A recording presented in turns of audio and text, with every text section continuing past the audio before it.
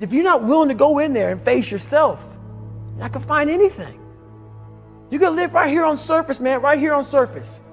So if there is an ending to this world and there is somewhere to go and there's a judgment, you're gonna get there and you might see a chart. And that chart may tell you who the fuck you should have been. And now you get the rest of your life to think about that. Man, I could have lived a much better life if I just would have just suffered a little bit more. If I just would have went in that and realized I had so much more. But fear and the 40% and living here versus living here, being afraid, stop me. Your biggest enemy, the most important conversation you will ever have in your life is the one you have with yourself. You wake up with it, you walk around with it, you go to bed with it.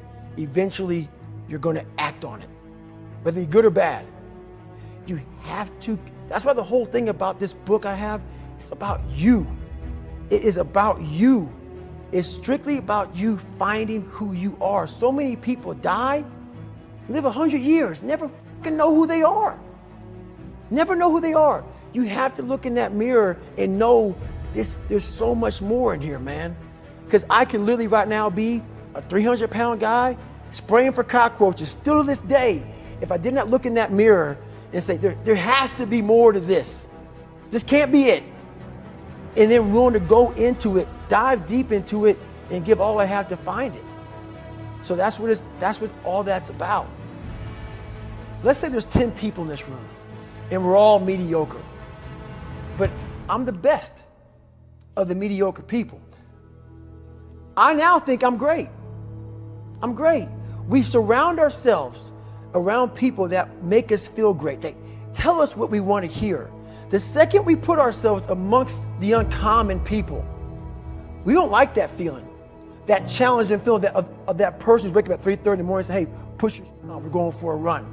We don't like that challenge. We like that person who says, hey, you know what, man, I don't feel good today, man. And they say, oh, it's okay, brother. We'll take a day off, man. We'll get a pizza and watch the game. We like that. We love that feeling. Why? Because you understand, man, we're good, bro. We don't want that motherfuckers like this. Hey, man, no, bro. Get your fucking shit on, man. Stop being a punk.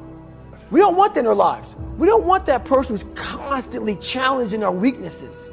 We want that person who's constantly, making us feel nice and good and secure in ours. That's the mediocrity of life.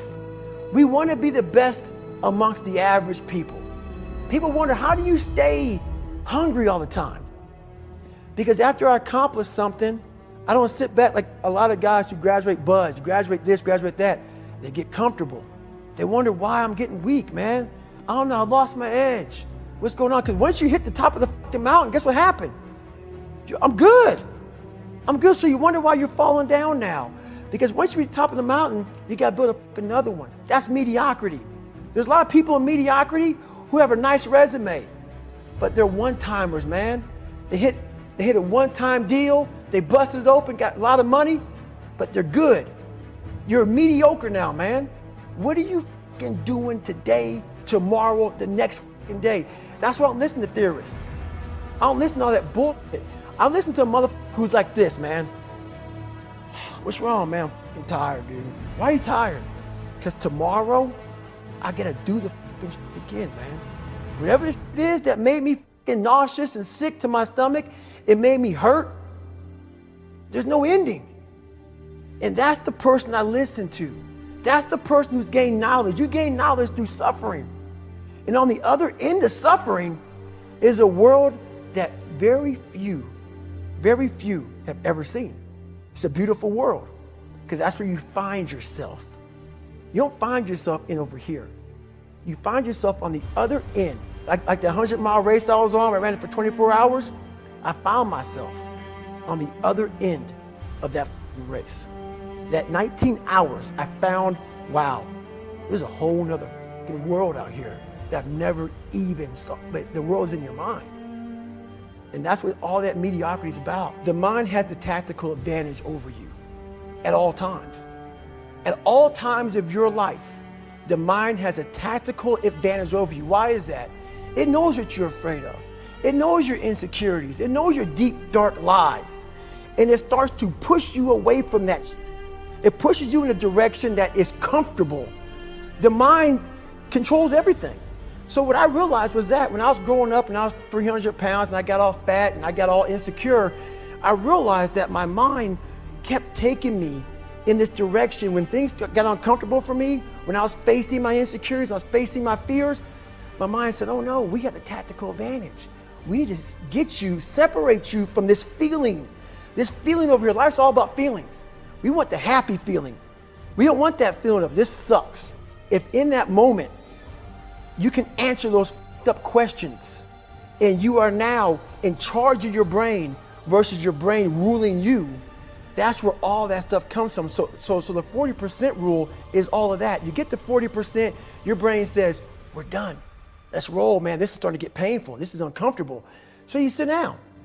You have to figure out ways, and everybody's different. That's how the book kind of talks about, like we all have these things about, 5 steps to this and 4 steps to this. It's a lot more than that. That's all bullshit. It's a practice that you have to, it's a habit. So if you know that at 40%, I'm feeling pain. At 40%, I'm feeling pain. That's where the 40% rule kicks in. Now it starts. Okay, I'm feeling pain. My mind's saying all this to me. It's saying, get out of here, run, flee. The fight or flight kicks in. Okay, we're done. We're not good enough. It starts telling you all these things. You start to believe it because the mind controls all. This is the time where you have to gain control back of your mind. It's okay. Let me see if I can go 45%. And once you start giving yourself more and more hope and start realizing, okay, the mind starts to be, okay, what are you doing? We're supposed to be going right and you're going left. You start then controlling your mind. Start finding more in yourself. And then it goes from 40% to a lot further than that. But that's the start of it though. Get to the spot where your mind is saying stop. Wherever that is, you gotta get there first. And then that's when that starts to work for you. You gotta control yourself in that moment.